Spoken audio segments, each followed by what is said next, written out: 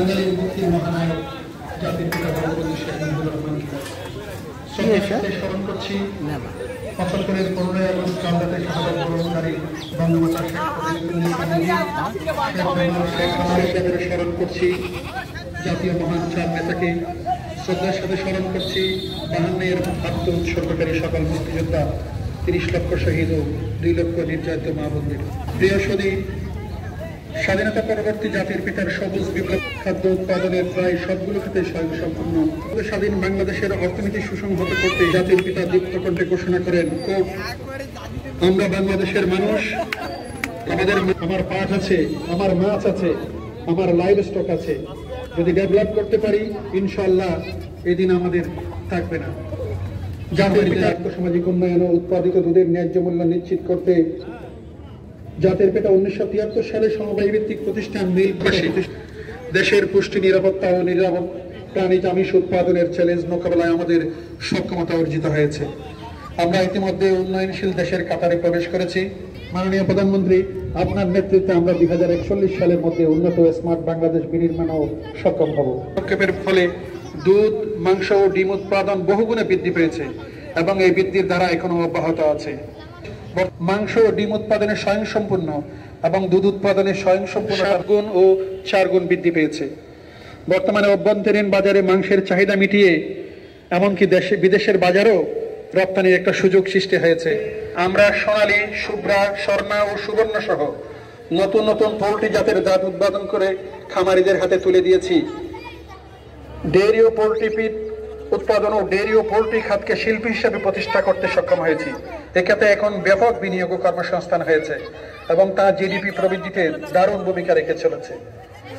আমরা শীঘ্রই আরো স্থিতিশীল রাখতে খামারিদেরকে সাপোর্ট করতে আমরা দেশব্যাপী বিক্রয় কার্যক্রম হাতে নিয়েছি, যা এখনো চলমান আছে।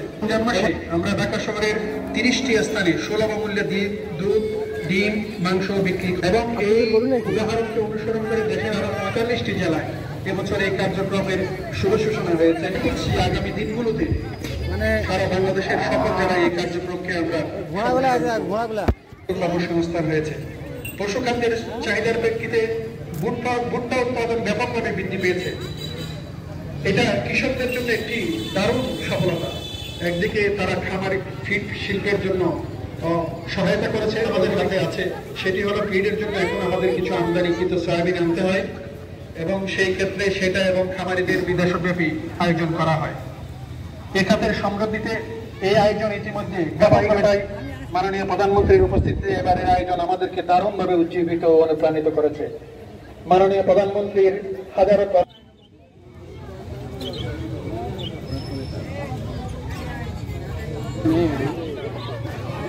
জান সরেন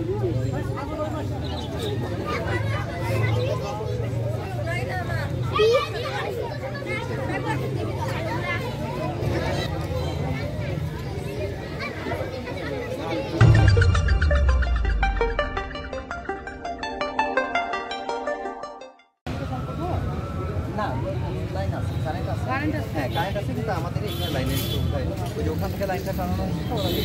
এসিডেন্ট মহোদয় এবং যারা আছেন ওদের একটু ডাকে বলো যে আমাদের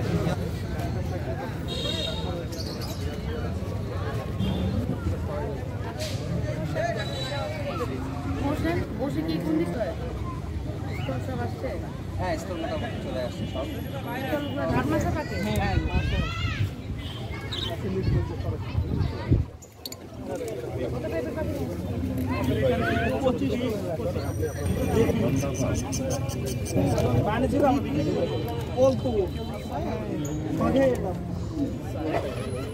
হ্যাঁ এবং এই প্ল্যানিং সম্পদ মৎস্য মন্ত্রণালয় তাদের একটা প্ল্যানের ভাই আমার একটা ক্লাসের ব্যবস্থা করে দিন।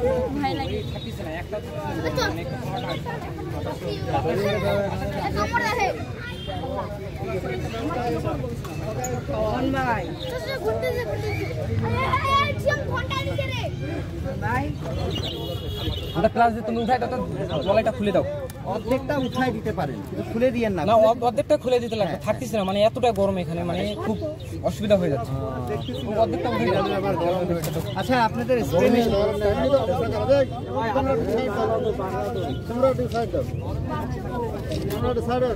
একটু সামনে থেকে একটু ফাঁকা দাও।